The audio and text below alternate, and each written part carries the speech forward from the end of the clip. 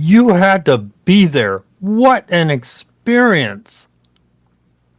We're going to hear about not where's Waldo, but where's Nuvo, and about soulmates. Then there's going to be a discussion of where our souls came from and our soul's age. From that, we're also going to learn about experience, and you gotta be there. Welcome to the New Spirit Radio Show by the Society of Novus Spiritus, founded by world-renowned spiritual teacher Sylvia Browne. I hope we all can agree it is October 29. Ooh, that's coming close to Halloween.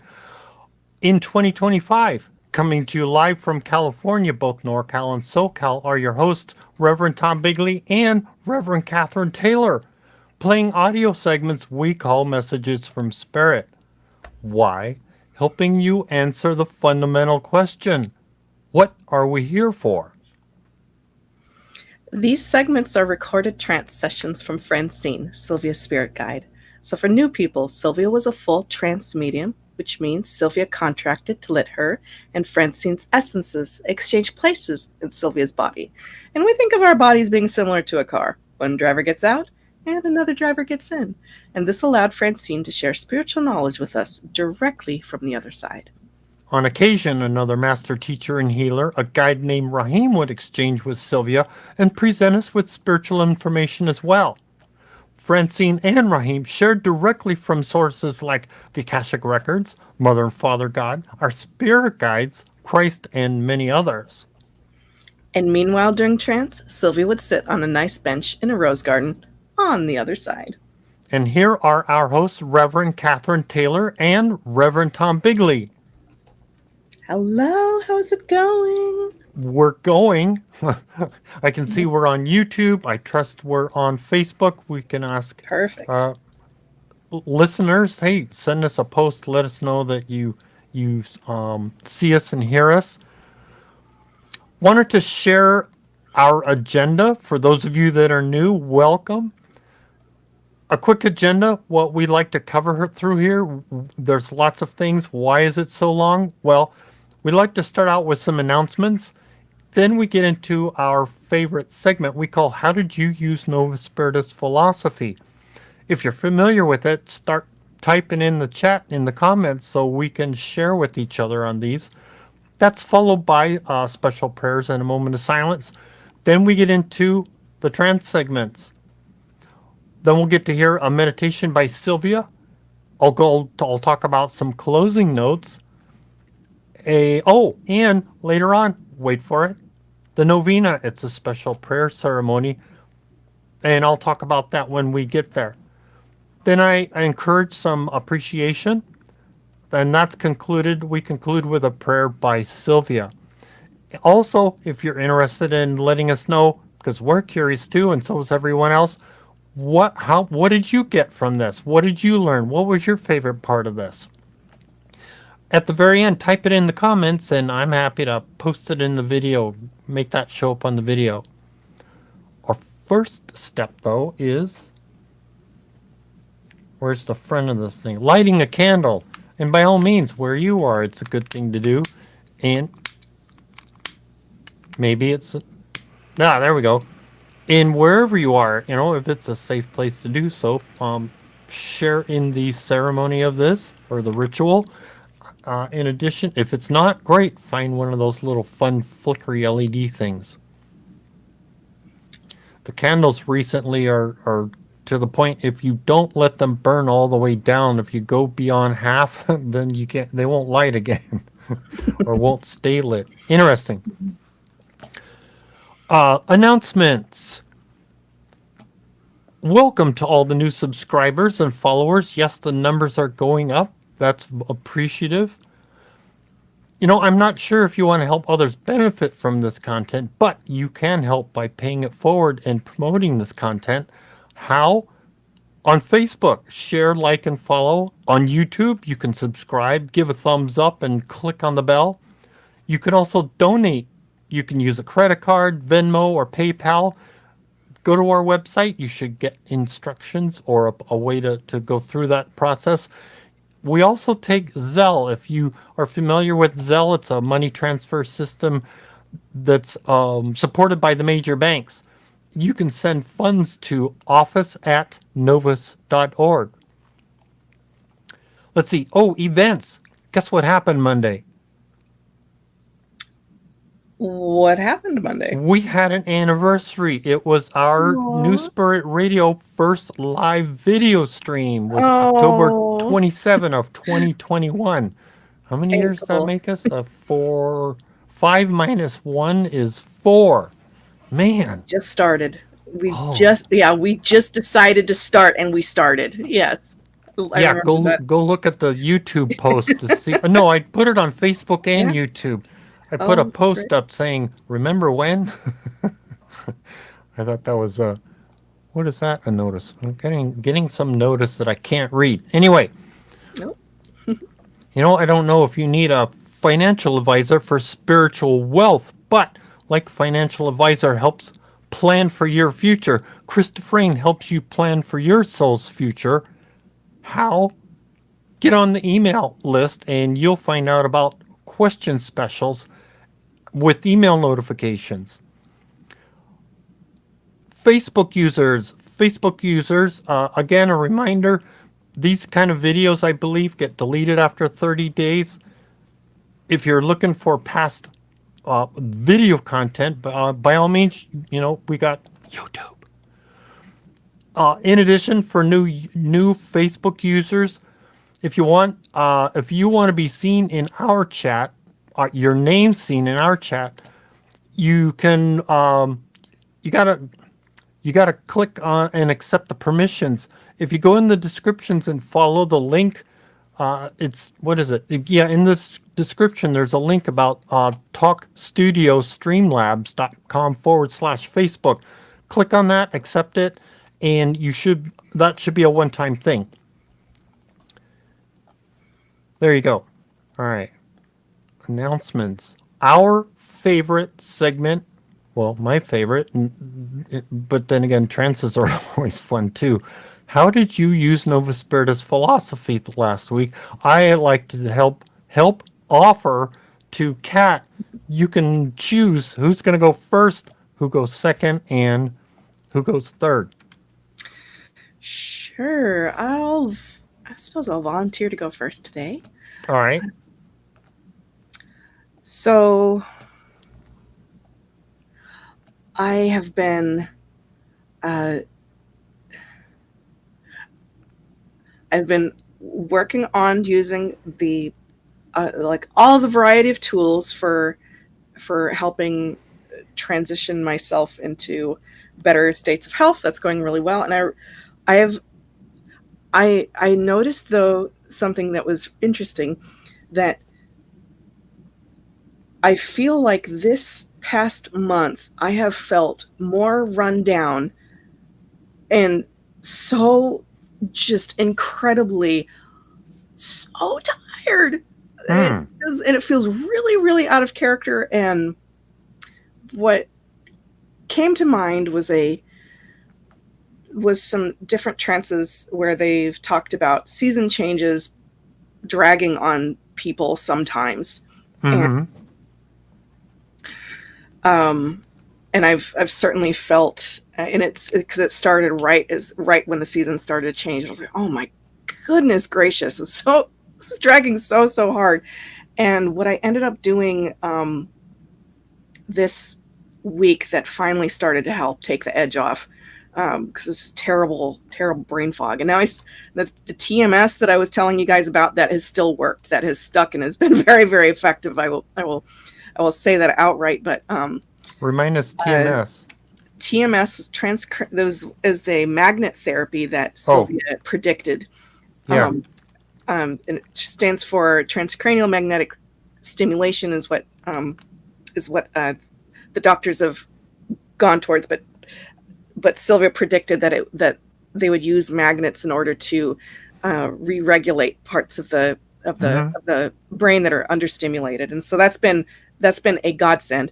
And I just noticed that this October I've been dragging so hard, and I have been so much more tired than I have experienced in quite some time. and just sleeping at every possible opportunity. It was just dreadful. And so what came to mind, like, finally, I was like, God, like, what is going on here? Help me out. I recalled some trances coming and talking about this. And what popped in my head was a reminder of Rahim talking about putting, putting a visual of lead underneath yourself and around yourself in order to kind of stabilize your electromagnetic field. Again, with the magnet reference, Mm-hmm. And so that finally has started to take the edge off, and I'm not sleeping tons and tons and tons and tons. But I've expanded that out to putting that lead visual underneath my entire house, underneath my car, underneath my workplace, just everywhere we go, and just trying to make that as strong as possible. That has helped significantly. So I do want to give a shout out there. And I also, real quick, want to give a shout out to Christy Frayne, because I mentioned a couple weeks ago that I had a strike of insight into something that I wanted to make, and it had to do with self-publishing. And so now I'm on this whole rabbit hole of learning how to do this self-publishing, and I now see what he was talking about, even though when he gave this prediction to me, it was 20 years ago. Yeah. So, and he's like, I don't see this happening for quite some time, and I see you maybe like doing something with self-publishing, et cetera, et cetera. And so now I see what he was talking about. So I'm on this huge rabbit hole about learning how to do this, and I'm extremely motivated, and I'm excited to see where it goes. So thank you, Christy Frayne, and thank you to Spirit Guides for helping me with this energy hurdle of season change. Goodness. So that's what I used of Novus philosophy recently. What about you? Wow. Mm-hmm. Well, mine's a challenge because I was, what's the word? Writing notes, journaling, as it were, about an experience that I thought would be helpful. And it was kind of going like, I wasn't sure what the lesson was to share. First, I thought it was like, oh, it's negativity, and maybe my spirituality's coming up, so is negativity, to challenge it. Mm.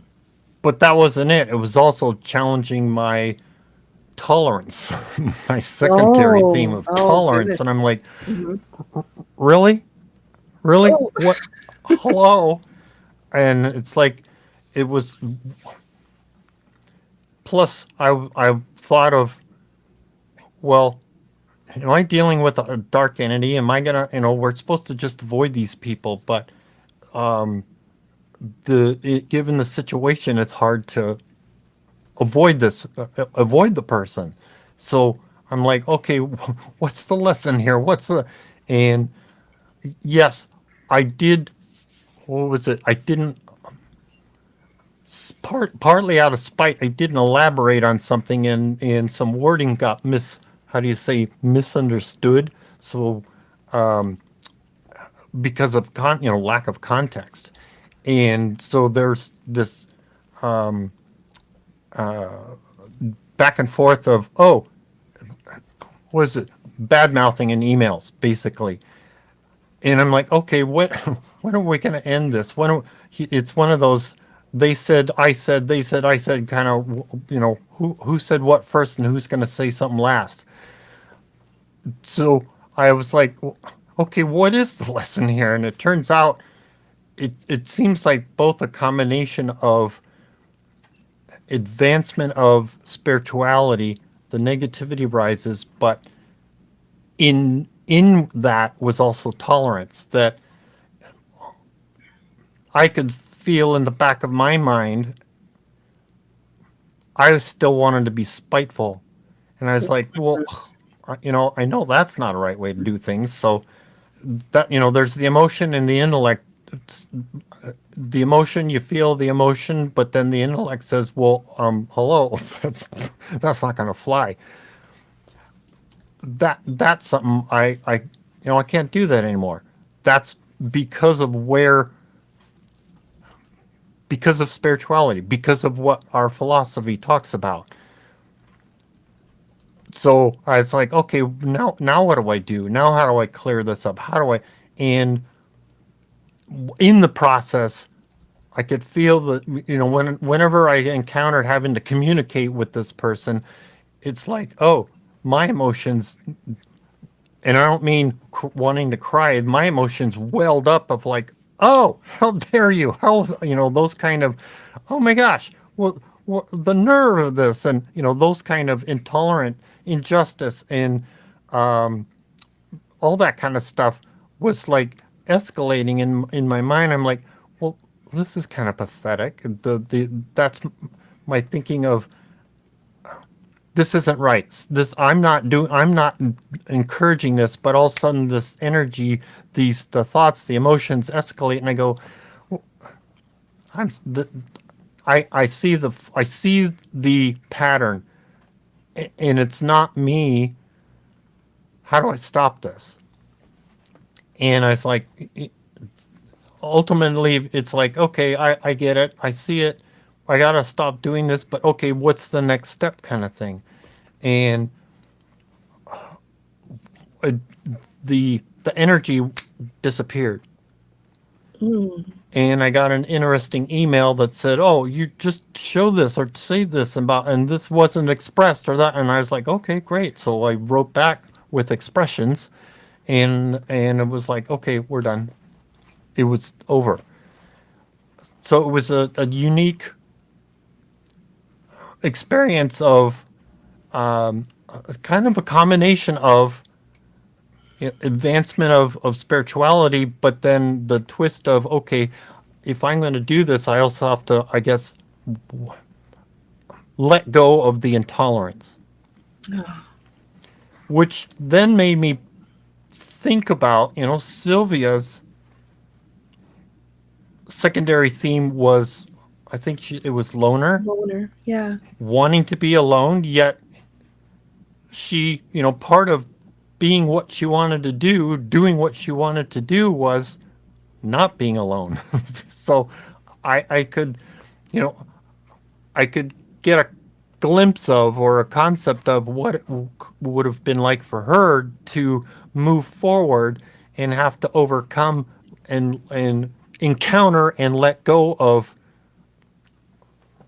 the wanting to be alone, and having to deal with people to move forward. And I was like, oh, okay, that's what makes her an example life. And also maybe think of how a viewpoint of how to identify your secondary theme and how to work through it. Identify if that's what's giving you, the a negative challenge, a lesson to learn, and how to get through it. And it almost seems like, for me and my fiance or wife or Rosie, it seems like a similar situation. Just observing what's going on in our lives. It seems like when our spirituality advances, the negativity rises. But oh, by the way, maybe it's a common. I'm curious now, and maybe people can share. That secondary theme might be a part of that advancement. Having to deal with that, getting through that. Reverend Danny says, "Thank you, Tom, for your lesson. It just verified my own." That's fun. Pardon me, it's funny because to me, I hope it's being able to laugh at it in a sense, because, oh, well, that's interesting. So, again, I'm not the only one. You're not the only one.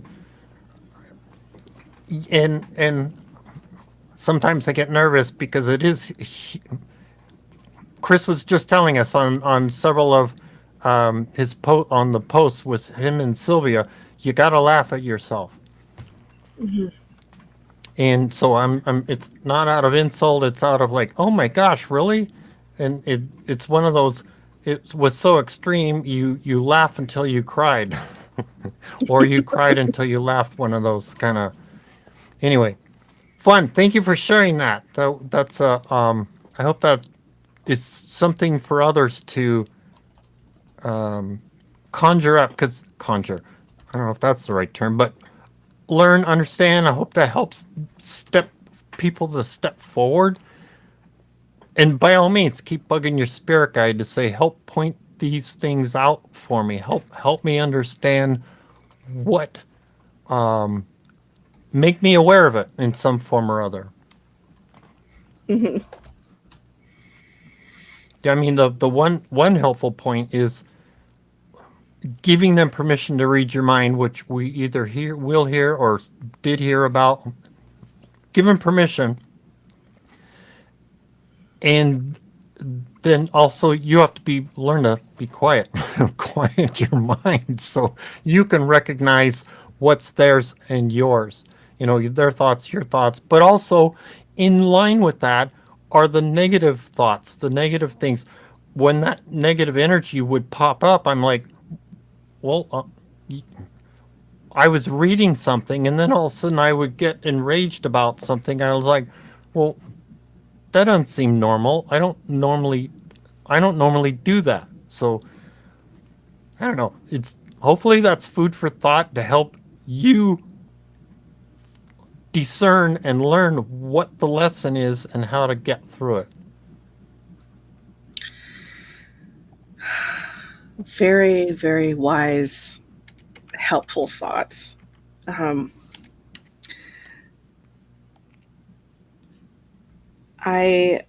Let's see here.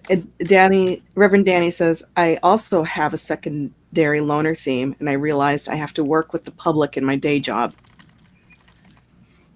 Yeah. All right. That's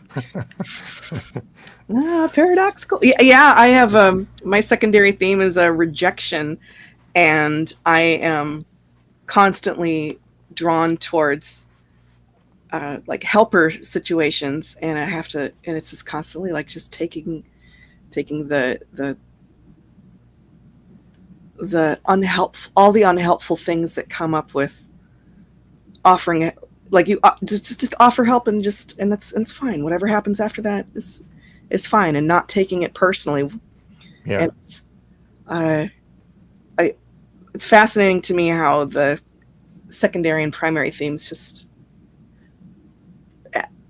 seem to work in a very strange way towards accelerating our spiritual growth. It's really fascinating. And we're going to hear some about this tonight in very interesting ways with regards to soulmates and the types of themes that might happen between one soulmate versus another. Just really interesting. Mm-hmm. Cool. Yeah. I'll be happy to read some comments now. And if anyone is at that point where they want to share what you used of Novus philosophy or give any testimonials, now is the time. Will I get through comments? And by all means, ask. Well, she's reading. Ask a question. What the heck are you talking about? What? Please, yes. We're happy to expand these ideas or point you into a direction of where to find some more information on it. Mm-hmm. Absolutely.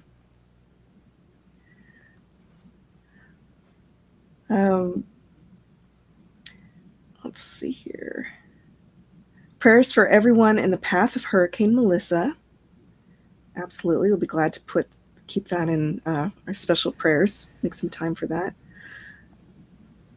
Aaron says, thank you all for your prayers. Our almost bad situation was fixed, and we are back to normal. Oh, that is amazing. I know you had such an upheaval.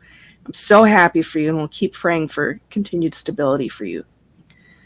Garden shares, I put on spiritual armor in public today, and it helps. Lead domes, angels, God protection, rainbow lights on everyone. It's exhausting out there, but this definitely helped. I'm glad to hear that. Aaron shares, I listen to meditation music, and that really helps. I started doing that recently, too, and it's lovely. It's lovely. I haven't done that in a long time.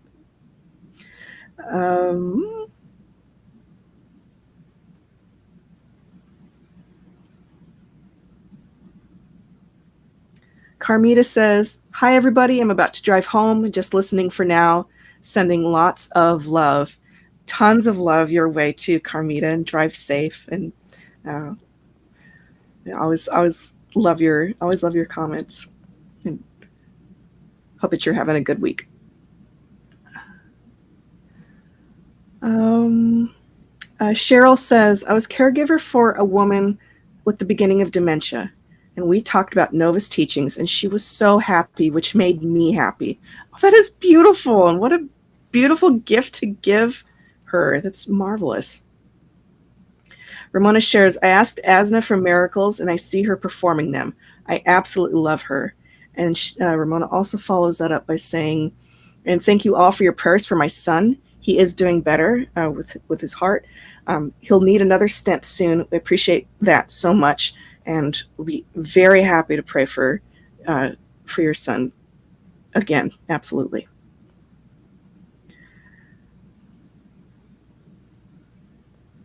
Also want to say some prayers for a couple members that we haven't seen a bit. Old school, I know that she was struggling with some health things, if I recall correctly. And Miss LJ, I haven't seen her in a while too. And just prayers wherever they're at for quality of life and joy and in whatever form that takes. Jorge says, I'm staying prayerful because of all the challenges in life. I pray for the highest good of all government workers, SNAP recipients, and the people experiencing these hurricanes and inclement weather. Amen. Yeah. Mm-hmm. Echo says, I have asked Mother God and Father God and the host to help me this week. Think, hear, see, and speak clearly. And my cells feel so heavy, but so far I'm feeling supported and rising. Oh, good. I'm glad to hear that. Echo, I don't think it's just you. I felt like a useless brick for a little bit there. And that the prayer for uplift really does help. Just going through every tool. Goodness, yes.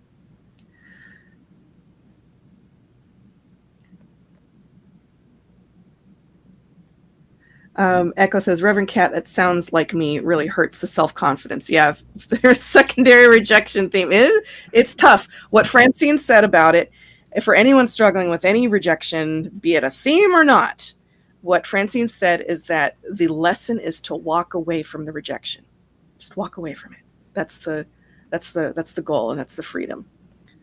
But many blessings your way.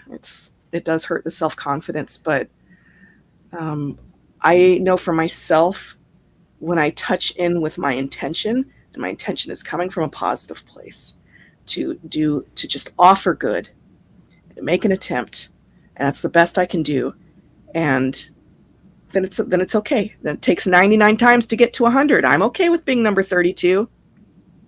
It got the ball, like it got the ticker going just a little bit farther for someone. That's okay. So yes, even I have challenges with that. It's you can only control what you do. So yeah, you've made the offer and the intent was good. You can't control the other person's response. Amen. Yeah. Becky says the information comes from Sylvia's books. Yes. It is amazing. How many books did she end up writing, Tom? Was it something like 100? I lost track. I don't have It them was so up on my many. shelf or anything. Like So many. Just a round number is like 50 or something like that. I don't remember. Mm-hmm. Amazing. Wait, what was the question? It wasn't quite a question. I think I'm not sure if it was a question or an observation, but they said that like the information coming from Sylvia's books. It's it's amazing. Reverend Danny says she wrote 57. Oh, Thank you. Thank you. Mm-mm-mm.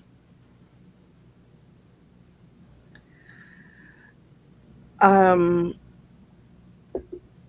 then Becky also says, sometimes I feel like I'm out in a boat in the middle of the ocean, and I guess I need to row harder. Oh, sometimes we do, and it's so rough. I know that when I have been really, really stuck whenever I've reached out to Chris to say, what do I need to do to unstick this? The first thing that he says to me is activate. And it is tough. It is really, really tough when you are just, when everything just feels so incredibly stuck. But just pray to God, take some breaths, and then just start. It doesn't matter where you start. It doesn't matter if you start with like cleaning the counter on your kitchen. You just start somewhere, and the energy starts moving, and then things will move around. And let us know if there's anything specific that we can pray for you on your behalf. Well, for me, it's a sort of humorous analogy. But when I'm in the thick of, oh my God, really, do I have to?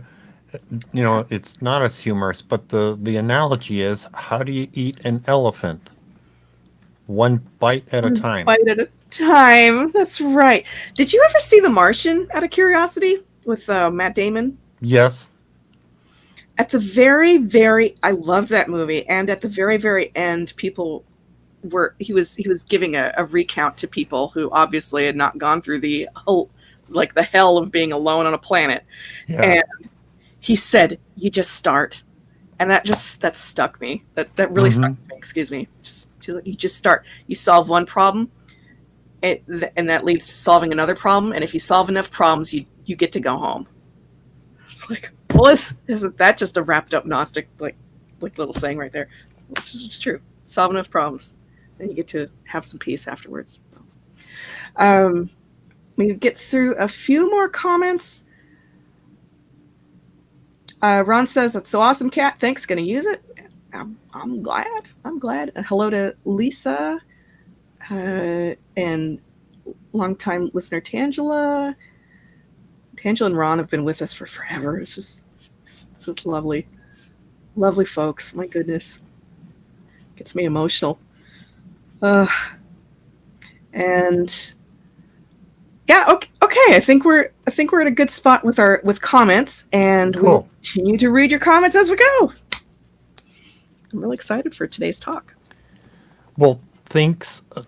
Yeah, appreciate everybody's sharing and asking, and by all means, that's what we're here for. We did that. Oh, special prayers. Now, let's take a moment. We want to take a moment. We'll get a moment of silence here, but we're going to ask for Mother God, the archetypes, archangels, even our spirit guides to get involved with getting out there, influencing, adjusting. Let's visualize what that outcome is going to be for whether it's for yourself, for someone else, or maybe the whole planet, if that's what you feel is needed. So we're going to include whether you're saying something tomorrow, you said something yesterday, you've got it in the comments, or you put it on the website's prayer chain. So yes. Let's take a moment. We're going to ask for those. And I request a few special prayers for Ramona's son, longtime listener Sally, continual long health, and then my friend's little boy who has leukemia, got his transplant. Thank God, the bone marrow transplant. Thank God, and but just to help him not get infected in the hospital. That's wow. Okay. Yeah. Okay. Cool. Thank you. Now I got some more things to put out for. All right. Let's take a moment of silence.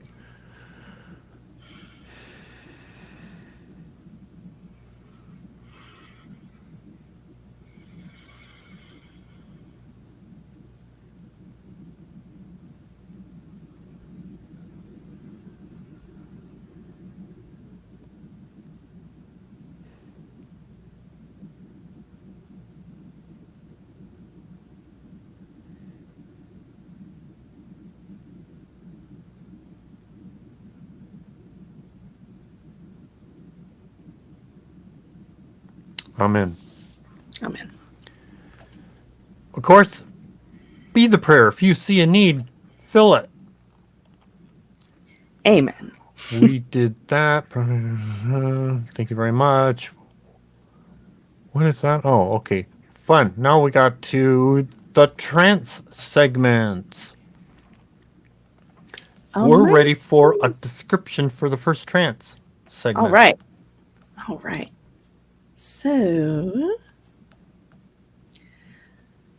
the trance date on this, it's a new trance. It's on August 1st of 1989. And we're listening to Francine. So she's going to start off by talking about Pleaides is a training station for entities who are going to incarnate on Earth. Nuvo, if anyone is curious where it's located, Nuvo's located in the direction of Pleaides, and it's behind Pleaides. And we're going to start listening to a lot about soulmates and kindred spirits. You're not supposed to pair on Earth with your soulmate. You're supposed to marry a kindred spirit instead. We're going to hear about that. Cool. All right. Here we go. Tonight I want to talk to you about Pleaides. Do you know where Pleaides is? It is a galaxy that is directly, you're in the northern hemisphere, so it is directly above you, a little over to the northeast, and it is almost indiscernible. Sometimes you can see parts of the Milky Way because it's powdery in the heavens. Sometimes you can see parts of Crab Nebula and the tail end of Andromeda, but you cannot see Pleaides.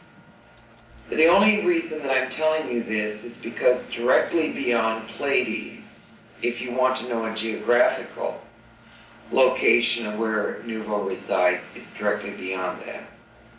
And Pleaides has always been the galactic counseling station of people that are on their way down to Earth. Now, most of you, even though Nuvoites, will reside on Nuvo and incarnate directly to Andromeda. Pleaides, however, is the training station for life on planet Earth. And it is extensive training because of the nightmarish quality of what Earth life consists of. Going back further, though, I want to get into some really strong theological precepts of the twin soul, and what everyone refers to in your vernacular as soulmate. The term has been erroneously used.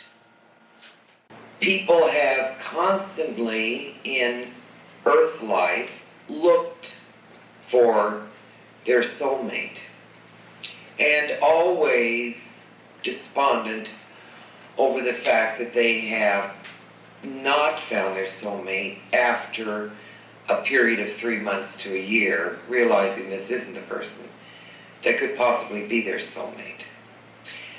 The Earth planet, unlike other planets, is not conducive to both sides coming down. The reason for this being is that if one part is scarred too badly, the other part, twin soul, is scarred also. And that does not help anyone.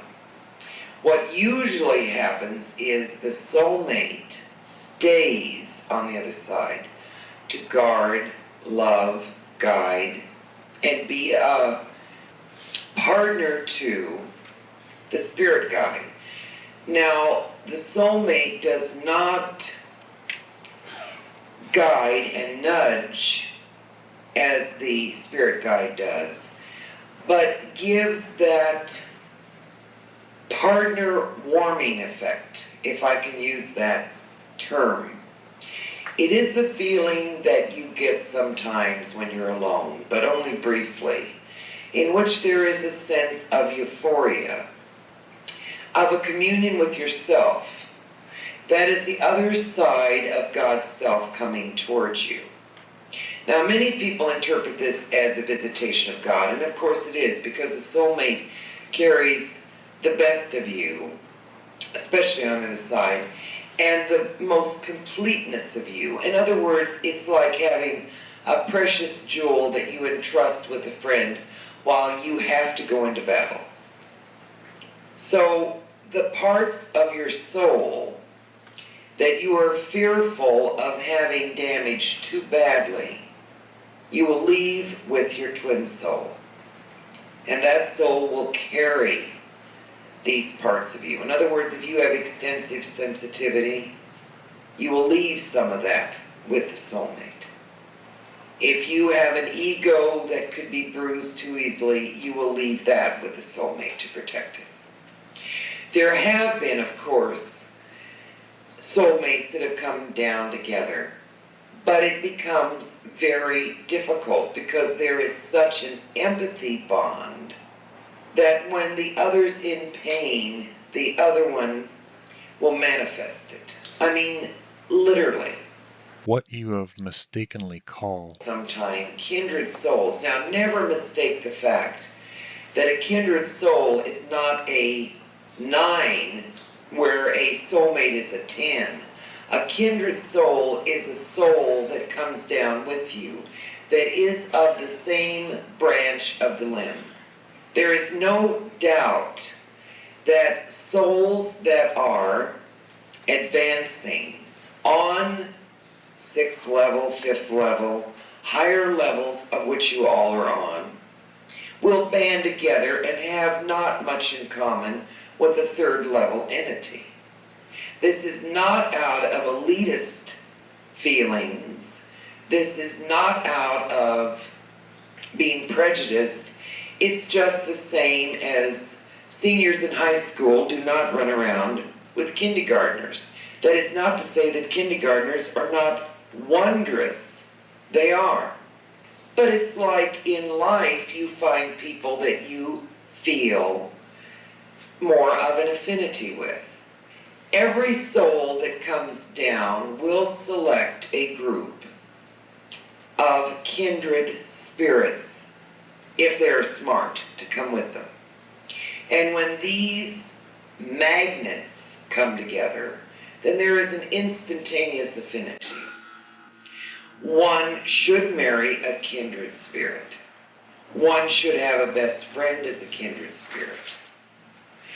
The only problem is the hole that the soulmate leaves is so disemboweling to the soul that's entered into a physical body, makes the physical body sexually, because that's the only way that the physical body has of manifesting many times a need or a want, but that was partly put there for procreation. But a yearning and a wanting to copulate, as it were, with another entity, and that force sometimes disrupts the total focus of what the spirit wants. And that's what Sylvia has tried to get across so many times when she talks about spiritual bonds, physical bonds, emotional bonds, and on and on.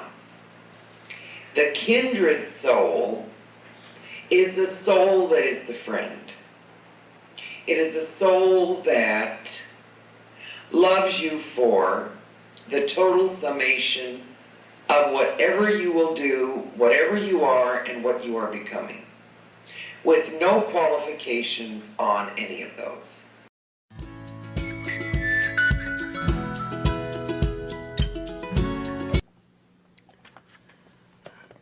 And I'm still trying to think of how is this important?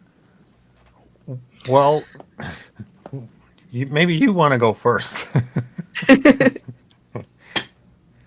think it's incredibly relevant because so many people ask about soulmates. They ask psychics and spiritual leaders about soulmates, and they ask, who is my twin flame, and ask all Which is sorts the of number one subject for most spiritual Yeah. advice.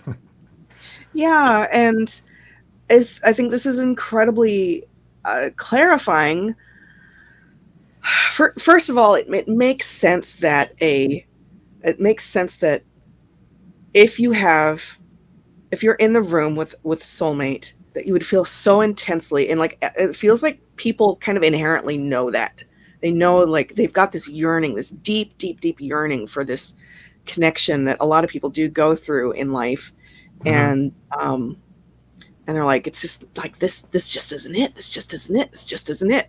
And it's like, what do you do with that feeling? Does that mean that you pass up somebody who is a kindred spirit, who might treat you extremely well, but you have this feeling on the inside, like, it just isn't it. So I think it's really clarifying and like sanity restoring to say, no, relationships on earth aren't perfect. And in addition, how do we make sense of that feeling of like that drive that says like, oh, this just isn't it. This just isn't it. It's like, how do we make sense of that? Okay. So that's one part. And then in addition, I think it's really helpful to hear the logic of, well, if you had two people in the same room and one of them experienced a horrific persecution, that it's like to hear Francine say like, no, that would that pain, that trauma would manifest like empathically with the other complement.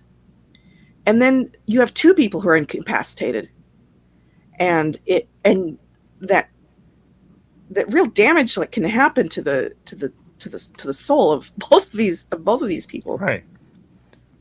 So it makes sense to me to hear the logic of why soulmates don't incarnate together. It makes sense and is clarifying as to the feeling of when you're trying to figure out like, but this just doesn't, like, this person's amazing that I'm with, but it just doesn't feel right. And I think it also kind of clarifies as to why maybe some people kind of get into affairs. Not all the time, and I'm certainly not excusing bad behavior. Yeah. But it's like at some point you have to step back and really kind of bring your intellect up and not have the physicality, the emotion running the show of what our relationships are going to be. Like, the intellect has to come up and say, this person treats me well. This person is respectful. This person and I have laughter together. This person is therefore absolutely and 1000% worth like investing my time, energy, and mutual respect into as well. So I think it's very, very helpful for a lot of people. And the first time that I heard about like, oh, soulmates don't incarnate together, it was such a huge relief off of me to feel that, to hear that, because I, as a young person, who was extremely romantic, head in the clouds as a 18-year-old, Yeah. just hitting life, I was like, oh, okay, I can step back and look for someone who treats me well, which is what we want anyway. So, Which her comment, Francine's comment about the hole left in our hearts, is another driver behind the incentive to procreate. mm-hmm. Which seems it would be an interesting, how do you say, what's the right word, research project to say, okay, you have a wonderful partner that you're living with, and you feel happy with, whether it's boyfriend, wife, or girlfriend, or but yet somebody in your life, somebody you come across, somebody you work with, somebody you deal with, is like, oh, why am I so attracted to that person? Why would I want to be their partner? Yes, there's the game of the grass is always greener on the other side. There might be some clue,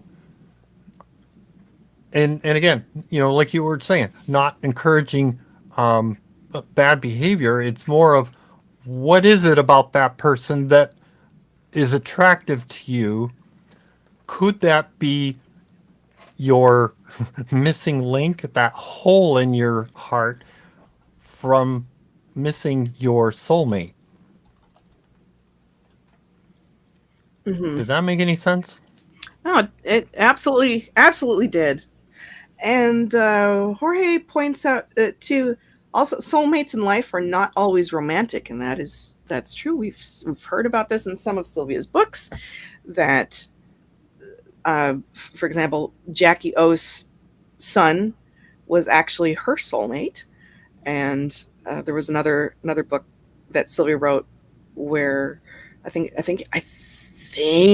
best I can recall it was Bob Marley whose mother who passed away when she gave birth to him, like she passed away shortly after, that Bob Marley and his mother were also soulmates too. So there could be different constellations here. It's not, it doesn't, we are not, we do not have to be beholden to this idea of it has to be this perfect romance and it has to be a certain way. And I absolutely resent some spiritual movements out there that suggest that you have to look for this perfect partner, and if you do things the perfect way, you reach the perfect level of advancement or whatever, that you're going to find your... Oh my God, it drives me insane. It drives me bonkers. No. One more comment here. Jorge says, Sylvia said, marry a friend and spend 3 years not being married to see how they react to life's twists and turns. My goodness gracious, I couldn't agree more. Absolutely. Yeah, thank you for sharing that. Mm-hmm. Yeah, thank you very much. Jorge's got such a sharp memory. Just appreciate him so much. Let's see here if we've got comments over on Facebook. I'm not seeing any right now. Okay, I'm taking a look at my notes. All right. I think maybe we're ready for the next segment if you're ready. I'm not ready, but go ahead. Okay. then I'll be ready. I got so caught up in our... I'll read thoughtfully and intentionally. Okay. Going to hear about what life was, or what existence was like eons and eons and eons ago when we were all part of the uncreated mass. And this does relate to soulmates. Stay tuned. Another comment, we're not evolving towards being identical cookie cutters to one another. We are distinct. And soulmates have distinctions as well and are complements of one another. And then we're going to hear about how saying old souls is erroneous. And Cool. She's going to provide a different suggestion for what to say instead. All right, here we go. When we were conceived, if I can use that word, because it's hard for the finite mind to realize that we always were, but we were not always were, as it were, in a state of singularity.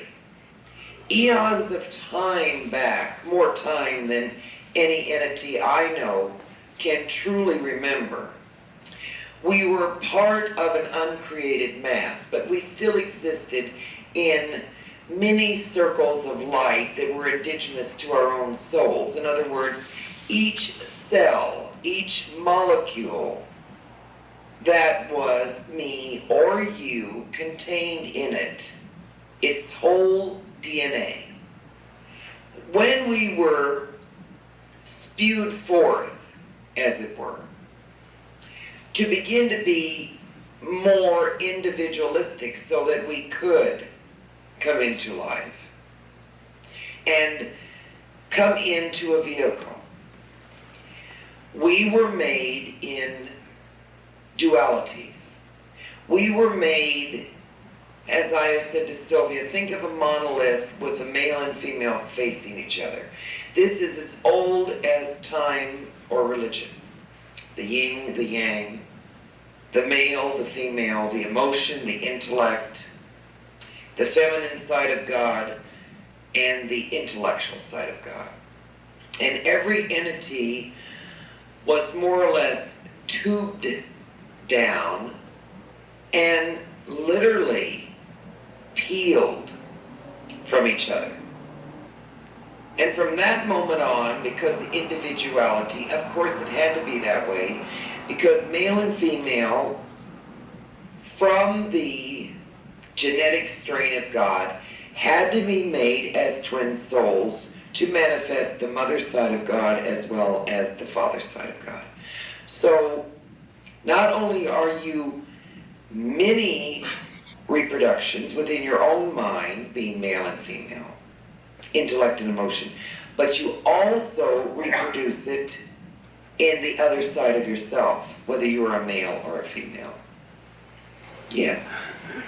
You use the word DNA, and I guess we know DNA in our physical vehicle means height, weight, intelligence, capacity, The things like sum that. total of you. Okay, so then on the other side you say DNA. That's like a spiritual DNA. Spiritual DNA. And what is carried in that? Would it be like theme and options? Theme, option line, your dharma, your karma, your experiencing, and your personality.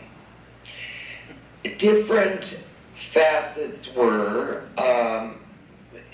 certainly you have gathered great momentum by the many lifetimes that you've lived.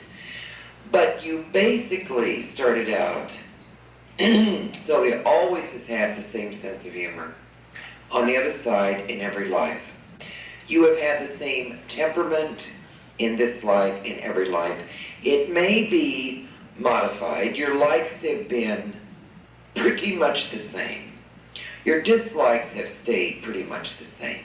Your tolerance level and your spirituality has grown, but the sum total of what you are has stayed individualistically you. If that were not true, then we all would evolve to some simpering spiritual robot state of what fanatic theologians has called spiritual growth. So we've all kept our edges, which is wonderful, because that has made us individually different, and that's the way God has wanted it. So that we all experience through our own spiritual DNA, and again feed that data back to God. Okay, so we're created in a twin soul concept, put down here, peeled apart. Does that mean the two parts are a complete replica or just a half? Both parts are complete. Okay, then would they both share the identical DNA and therefore personality, or are there some distinctions? Oh, they're complements. Ah, Where one is practical, the other one is romantic. Where one is extroverted, the other one will be more introverted. Where one has a higher degree of so that it makes I see what you're saying. but yet within the person they are totality.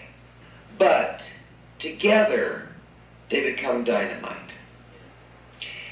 The reason why it is not advantageous to have the soulmate, as I started to tell you, is because it's too similar in hurt and pain. Do not ever feel that a kindred soul cannot create this. A kindred soul of the highest order has possibly been someone who has tracked through many lifetimes with you. And in this play of life has played many parts with you. But the human soul has this yearning to find the other side of themselves. And this is the one driving force that gets souls through life. It's the carrot in front of the donkey's nose.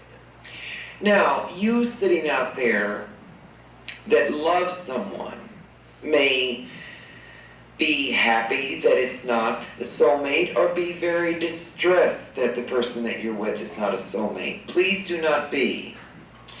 Because over on the other side, the soulmate does not link and smack itself up to the other side of itself and walk around and never discuss or ever with anyone else.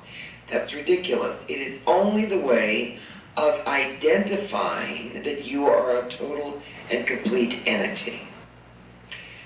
But when people are constantly asking, will I meet my soulmate? That's such an erroneous, it is just as erroneous as someone saying, aren't I an old soul? There are no new ones. There never has been. Everyone is as old as each other. Now, if you're referring semantically to how many lifetimes you've had, then that's another thing entirely. But everyone, by logic, by reason, is just as old as the other one. There weren't a few souls that were projected out and then eons later a whole new bunch came out. No, it all simultaneously happened, as it were, in a Big Bang theory. If there's any scientific, or trying to prove scientifically there was a Big Bang theory, the only Big Bang there was certainly not a whole bunch of molecules coming together to form a hard core, which is Earth, but to come out after it had been in the uncreated masses for that eternity. Because there are eternities upon eternities. Now, I don't expect you to know what that time framework is, but there are circles within circles.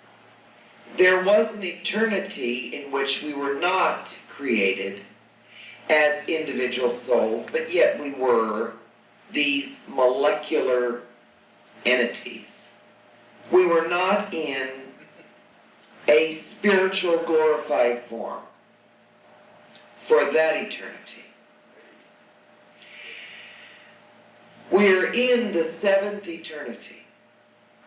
So you're referring to God's eternities or cycles, schematics perhaps? Schematics. You used that word a million years ago. Many years ago I told you about the schematics, and you were too stupid then to understand what I was saying. I was just going to say I still don't understand what they are. Well, I got told. It's not your fault, you're human. The schematics go in circular forms. In other words, and the eternity is complete within itself. In other words, in the beginning, you know what I'm saying, there was always the uncreated mass. So think of yourself as tiny balls of light containing the total Harriet, containing the total Michael. But it was not in a spiritual glorified form yet. It was like an egg. And yet it was a thinking. Being. You see, it really doesn't matter whether you're a ball or whether you're a spindle or whether you're a tube, because the totality of you stays. Once we were spewed forth in these cylinder shapes, which we came in like cocoons. That's why we got such a kick out of your word cocoon that the movie was about. We peeled off of each other and went about then into the reincarnation schematic.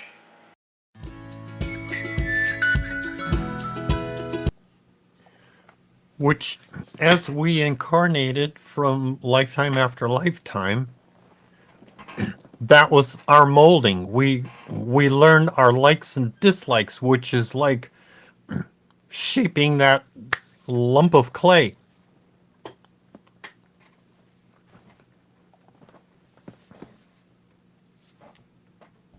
As I go through window, trying to find the right one. There we go. Yeah. Yeah, go through many lifetimes trying to shape the clay, which is beautiful. Who's got questions? Yeah, let's see here. Questions.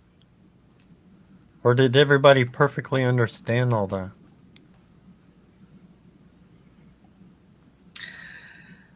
I've got a question here. I wonder how often our DNA gets remade and how many generations. DNA, spiritual DNA, or physical DNA? So,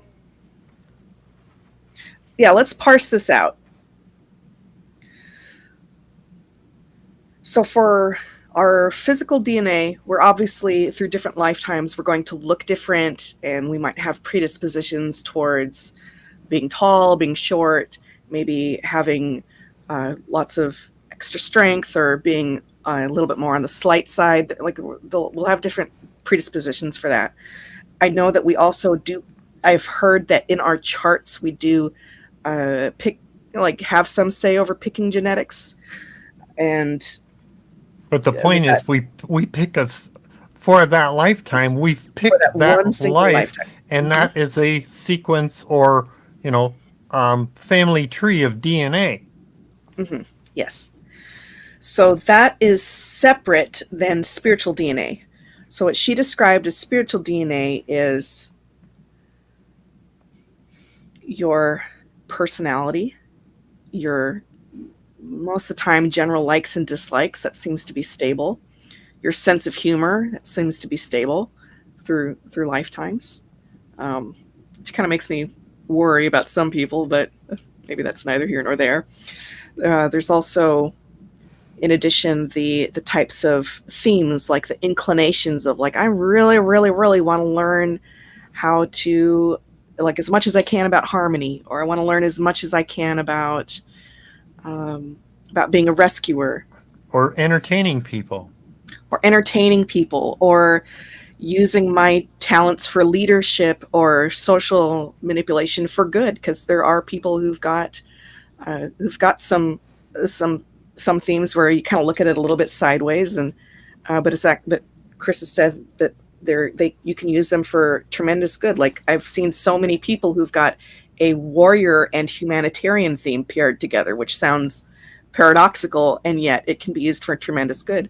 I also know someone who's just a beloved friend who has a rescuer and manipulator paired together, and they use that for tremendous good to really, really help people into getting together and togetherness and happiness, and that person is just so talented at that. It's really, really amazing.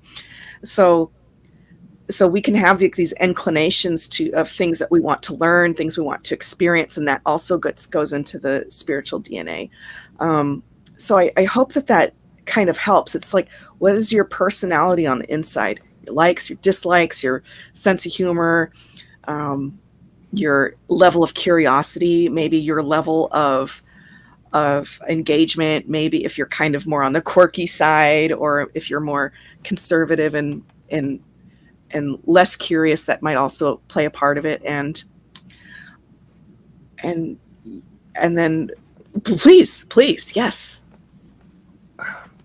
And what also comes to mind when we come into life,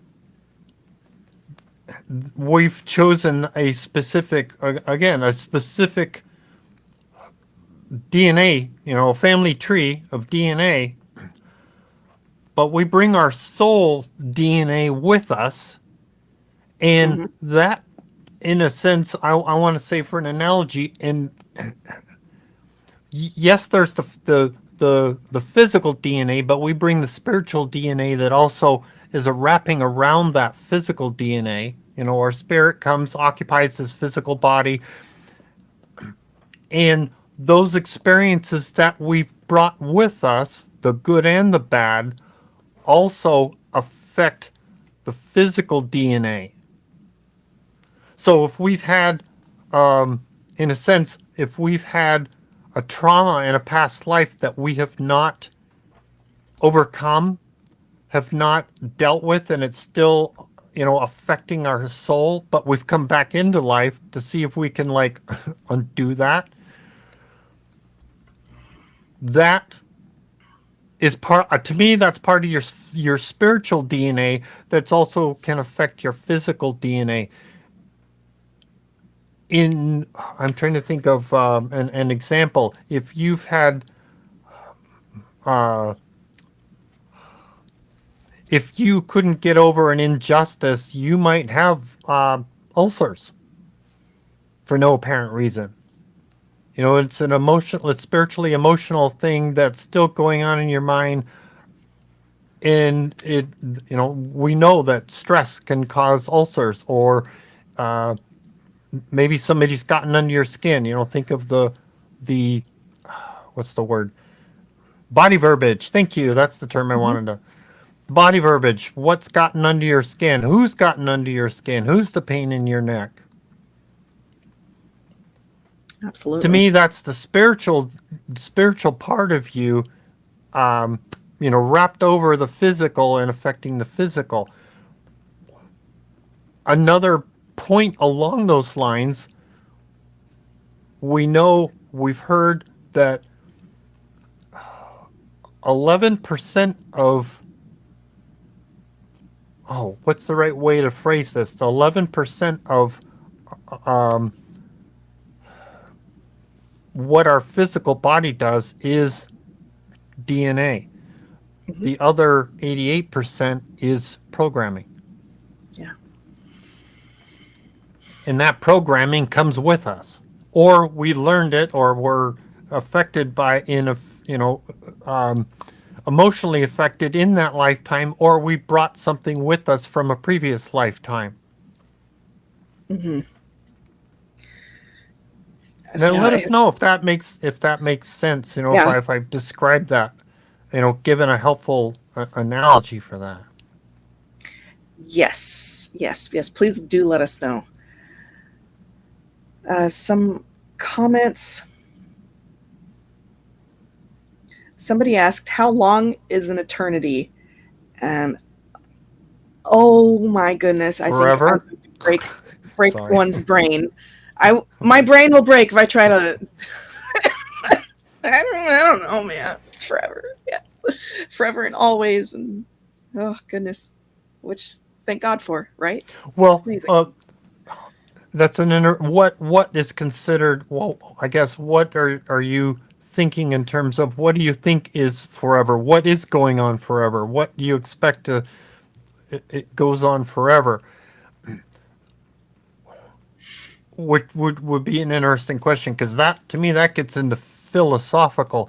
In the, I think it's the Hindu culture, the Mm-hmm. the god that thinks, oh, I'm the one, I can manifest all this, all these things happen because I request this, and I'm the only one.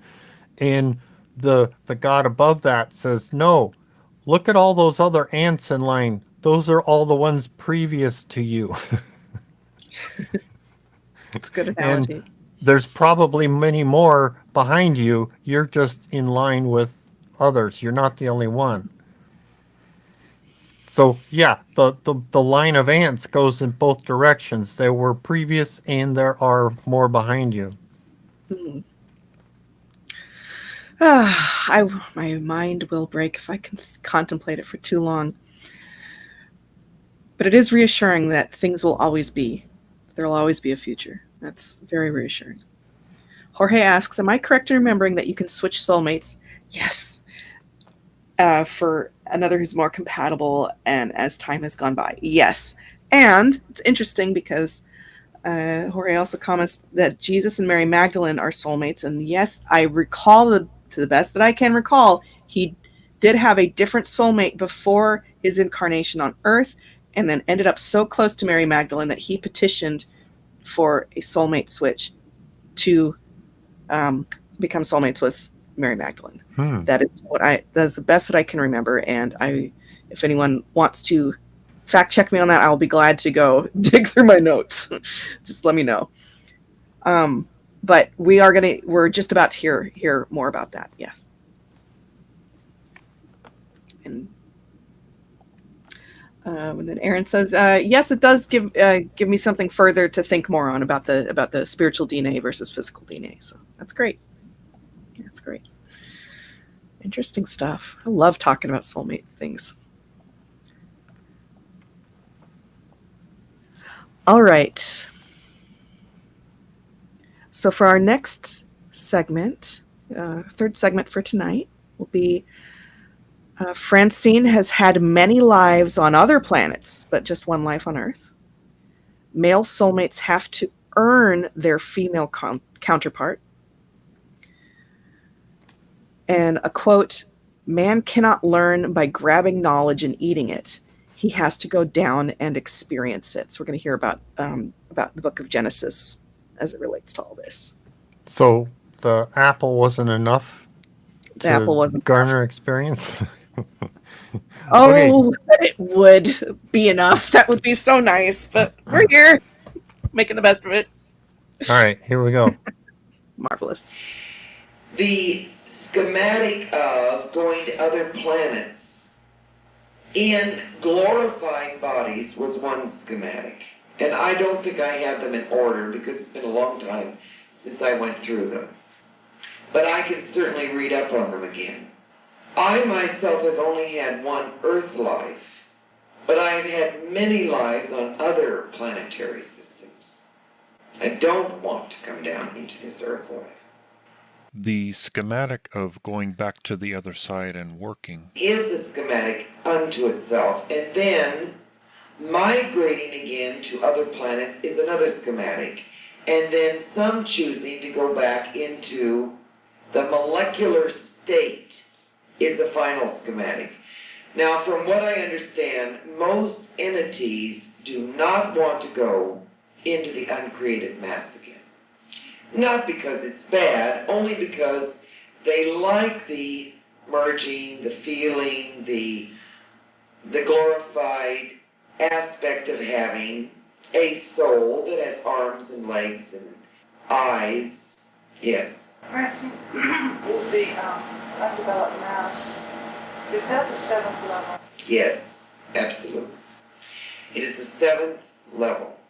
Yes. So back to spiritual DNA, soulmates and peeling apart. You have such a way with words. Do they have the same goals for level? Yes. Do they have the same theme? No. Do they take the same road? No. Do they, on some occasion, miss the boat? Yes. So we have singles in heaven? No. Oh, okay.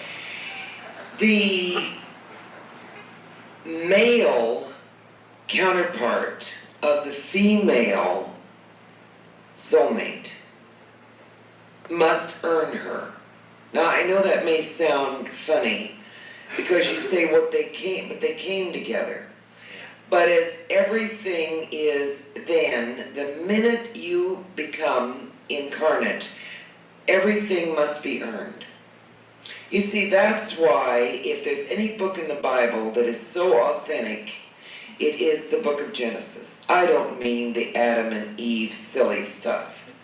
I'm talking about in order to gain knowledge, entities had to be kicked out of paradise. That is probably the first and best theological lesson that there is, because man cannot learn by just grabbing knowledge and eating it. He has to go down and experience it. And people thought it meant an actual apple and a snake and Adam and Eve. But when you look at it in logic, it is absolutely beautiful because it spells it out in perfect metaphorical language. The male, through his lifetimes, petitions again for the other side of himself. Why does the male do it rather than the female? That's the way it's set up. Not because one is stronger, but intellect usually chases emotion anyway, or tries to encapture, not control, but balance out emotion. And thereby, at the final hurrah, as you might say, when all lives have been lived, then the soulmates come together, and that in itself is an exaltation. Now you say, but if you had each other once, and then you split apart, why do you have to earn coming back? Because you have to earn the experience of living lives, you have to earn the experience of pain. of disruption, of disgrace, of childbirth. Of every single experience, you must earn the right to know that. And in knowing that, you have now gained the experience and the knowledge, and knowing sets you free.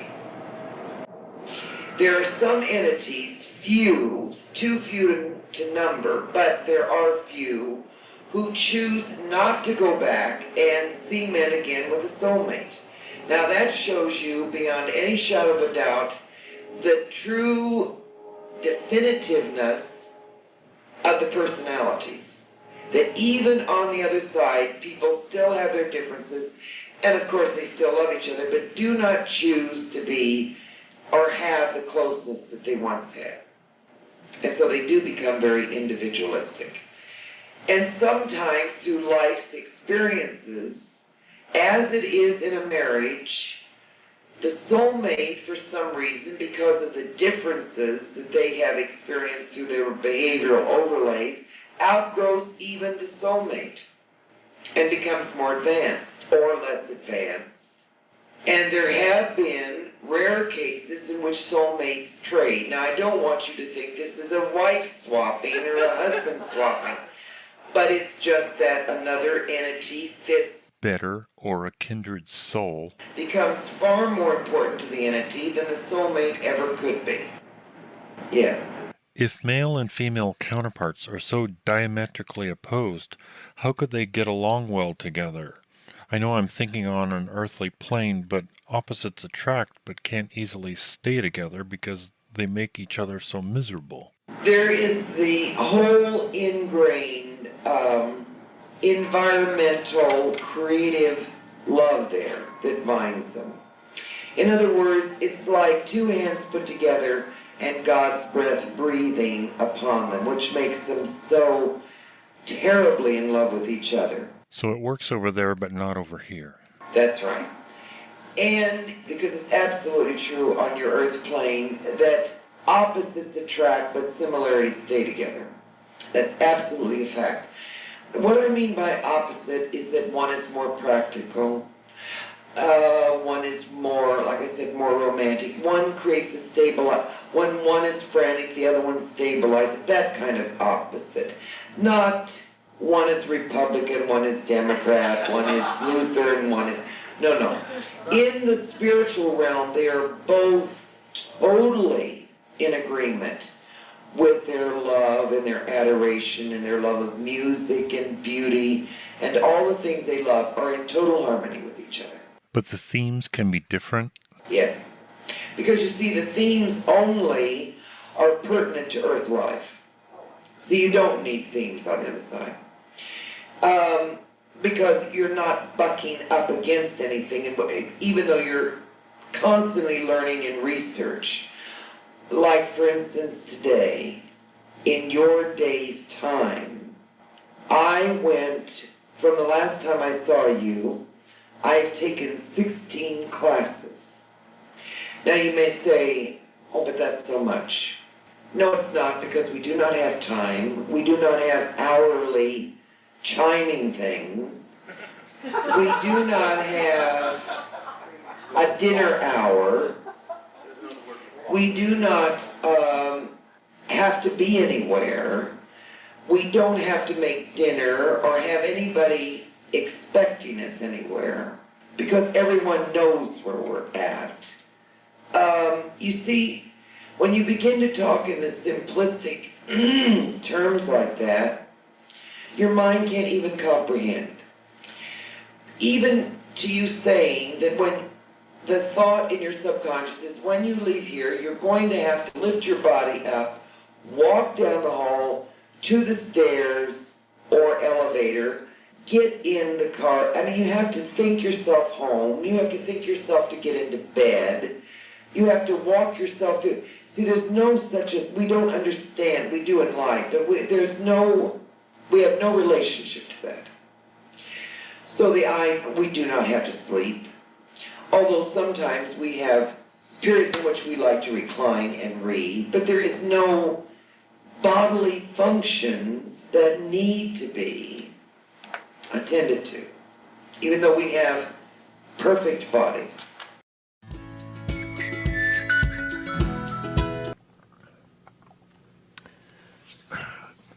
Well, there's a fun glimpse of the other side, and bingo, there's your research project about do we switch soulmates. So fun, I had forgotten hearing about it. Yes, I agreed that yes, you can swap soulmates, but that was fun. Fun to hear the source of that. Yeah, that's very affirming that at the end of the day, we still have choice. And if it's the case where two people love each other so terribly, terribly much because they've gone through so many lives together, and that you still have choice at the end of the day, it would make sense that, especially if two people have gone through lots of really, really considerable trials, and they, like in life, that yeah, they would be very close and very protective of one another, and that would be quite different than if you have a soulmate, you've never had any lives together and haven't had that experience Yeah. with another person. So I think it's really beautiful to know that end of the day, our experiences matter, our love here matters, our choices matter, and I think it's beautiful. What are the comments before we go to the next? Yes, Ramona says,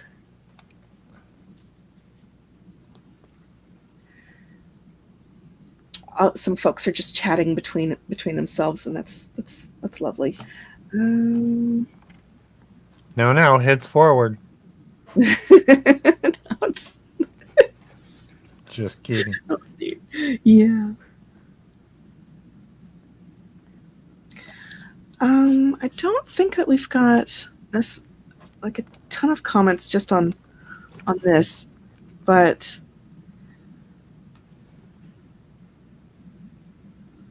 yeah, I don't think we've got a ton of comments on what we just listened to specifically. But Ramona says, like everyone else here, it's so great to elevate. Absolutely, amen to that. And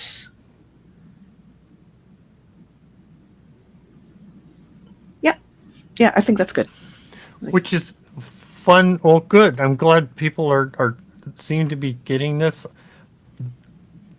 To me, this is helpful knowledge to get us through what we set out to do in this lifetime.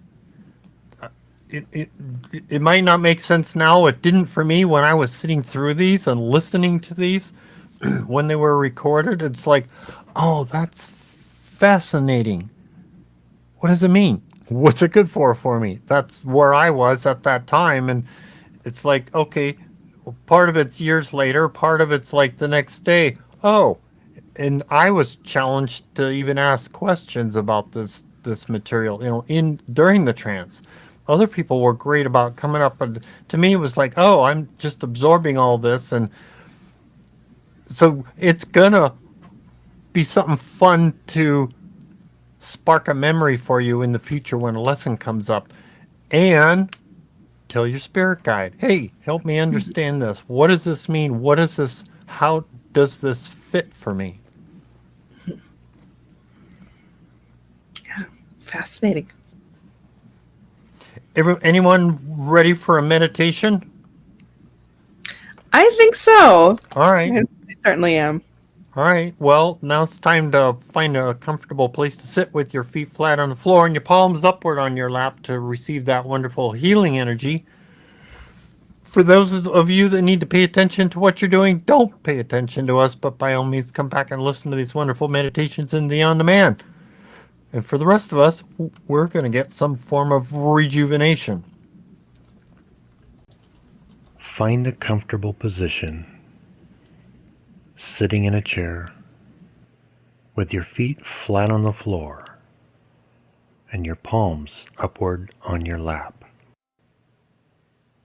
Now, take 3 deep breaths to start relaxing the mind and the body.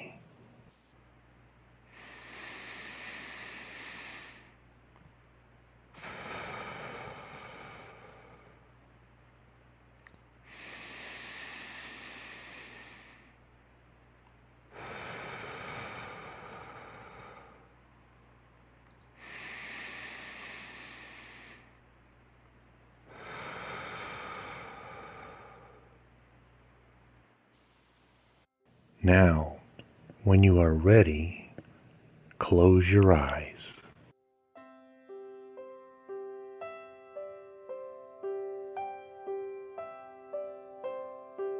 The candle. Today and throughout the week, really make this a special time for Christ consciousness and for appreciating Father's God's protection. Think of a candlelight infusion, brilliance, and the warmth and grace of Jesus. These fill every single part of your heart and soul. Feel yourself walking the same dusty road that He walked, giving out His message and dispersing love and goodness. Feel His caring and love for His fellow human beings. The candlelight begins to have a halo around it, which burns away all worries about yourself and your family, health, money, car, and household. All those worries and things that you carry with you. Let them all be rinsed out, because all things pass away. It is all a dream, and you can make it a fun one. You can laugh at the iniquities of life. Feel yourself being reborn and resolve to love yourself more and more.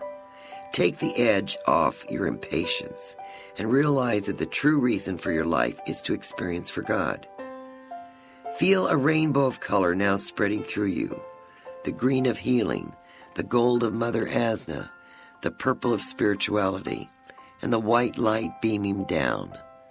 Feel deserving of the love that you have for yourself. Stop all petty jealousies and worries. Let go of the hurts that have been put on you and realize it is all part of living. It's all part of the flesh. Forgive yourself for any transgressions that you believe you have acted out. Ask to remain on track in this path. Now that you have caught the hand of God, let Him take your old overlays of behavior. Give them to God, who is always there for us, static and omnipotent. If you do this, you will never be alone again, because your inner peace will always be with you. Warmth surges through you, taking away all pain and fear. Keep this light around you, and every single day this week, try to do one unselfish thing for yourself. Because when you truly love yourself, you will be able to love all others, and they will feel it. God love you.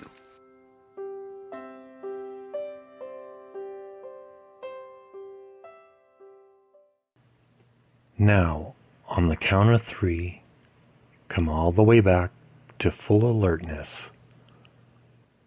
On the count of 3. 1, 2, 3. Find a... Is that a word? Alertness?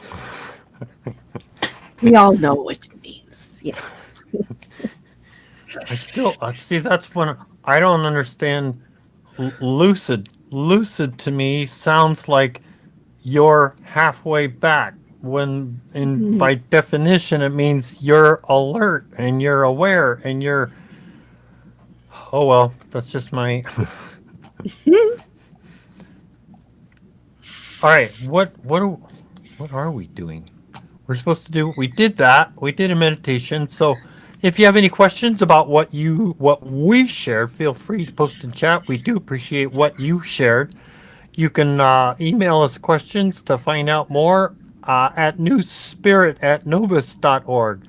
Of course, we appreciate listeners, both live and on demand.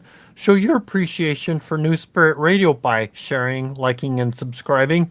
Check out our websites. Look for us on Facebook and YouTube. Oh, and Discord. I just remember that. Also, let's see. Our websites will help you find out what is more and available. Church services, the first Sunday of the month. There are two events that happen. One, you can watch a Sunday service recording on Facebook and YouTube with classics of Larry and Sylvia, where I am reading the prayers. There's also an in-person or live stream Sunday service in Las Vegas, which is hosted by our Reverend Ellen Schloss. And the first Sunday of the month is coming up next. No, where are we? Wait a minute. That's coming up. I got like that's this Sunday. Fun. On the last Sunday of the month, you can participate in a special Sunday Zoom service if you like, which is also hosted by our Reverend Ellen Schloss. Put your email on the website, and you should be get an invitation to either of those activities. Now's the time for the novena, the special prayer ceremony given to us by Francine. What we're going to do for this ceremony is we're going to say a phrase together. If you haven't heard this, we'll say the phrase together. And that phrase is, I am God. I am part of God. I am God. All things are possible because I am God. And I'll lead us off. I'll keep us in line here. We're going to say that together 3 times, and then I'll tell you what to ask for. And we're going to do that 3 times. And for each time, I'll let you know what you want to ask for. That ties in with our tenet number 10 that says, let no one convince you that you are less than a God. Do not let fear imprison your spiritual growth. What I'd like you to do is, regardless of when you're watching this, visualize that we're all holding hands together in a huge circle. You can think of us in a large room, or you can think of us out in space, like some of the meditations we've had. I'm going to lead us off. So here we go. I am God. I am part of God. I am God. All things are possible because I am God. I am God. I am part of God. I am God. All things are possible because I am God. I am God. I am part of God. I am God.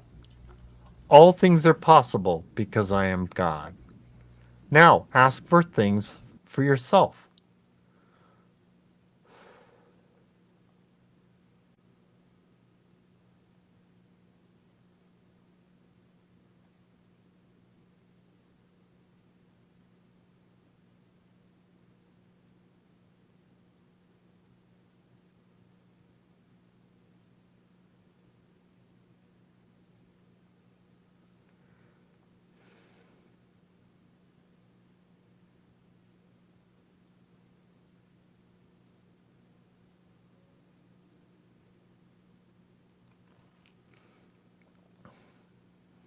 Okay, here we go. Number 2. I am God. I am part of God. I am God. All things are possible because I am God. I am God. I am part of God. I am God. All things are possible because I am God. I am God. I am part of God. I am God. All things are possible because I am God. Now, ask for things for others.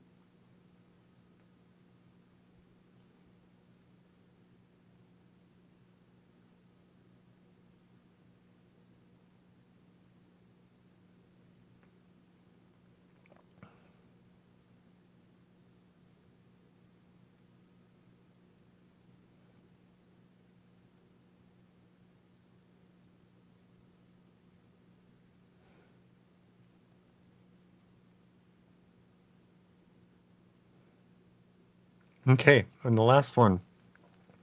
I am God. I am part of God. I am God. All things are possible because I am God. I am God. I am part of God. I am God. All things are possible because I am God.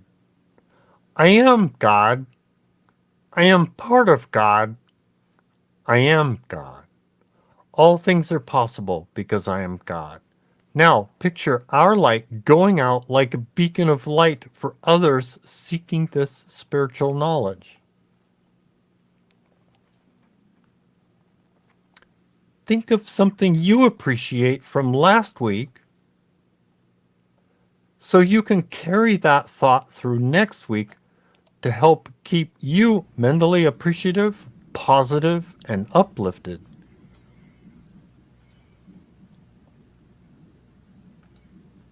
Now, show your appreciation to Francine and Raheem for researching all of this knowledge. How? By using it, and even asking for their assistance. Also, show appreciation for Sylvia for coming to this insane asylum of the universe to start this movement and for showing us how to get some peace of mind and grace while we're here.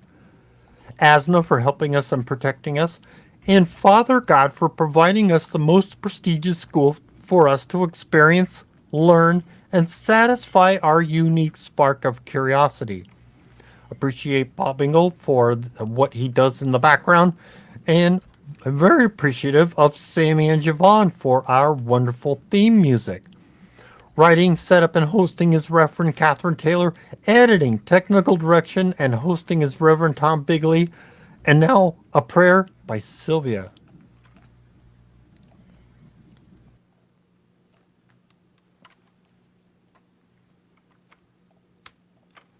I gotta select these pieces here. There we go. All right, a prayer by Sylvia. A child's prayer. Dear Mother and Father God, please keep me close to your heart and protect me always. Keep all darkness away from me. Keep the white light of the Holy Spirit around me, which is God's love for me. I ask that Father God hold me close with his arms around me. I ask that my guardian angel stay with me always and protect me all of my life. I ask that I will forever be able to hear the voice of God and my angels in my heart. Amen.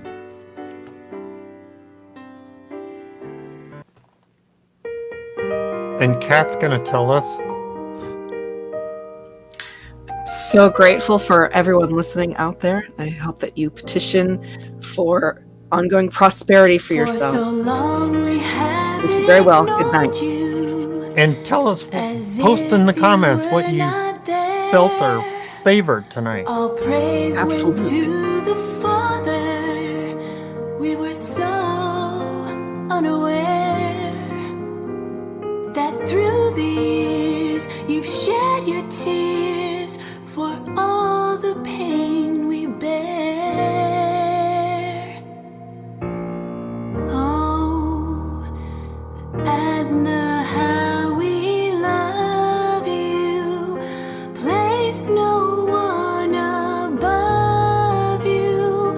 Always thinking of you. Bless your name. You are Mother God. You've planted every blade of grass, creator of the stars.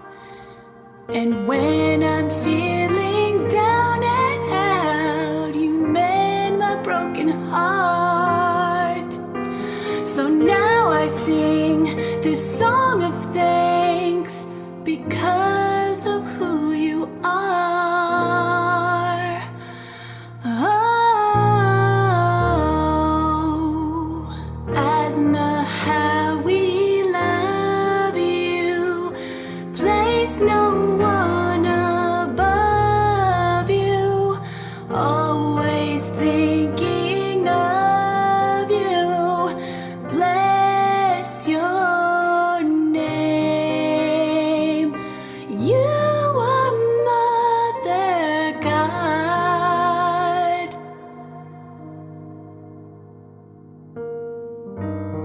You're more than a friend to me. You give me everything I need.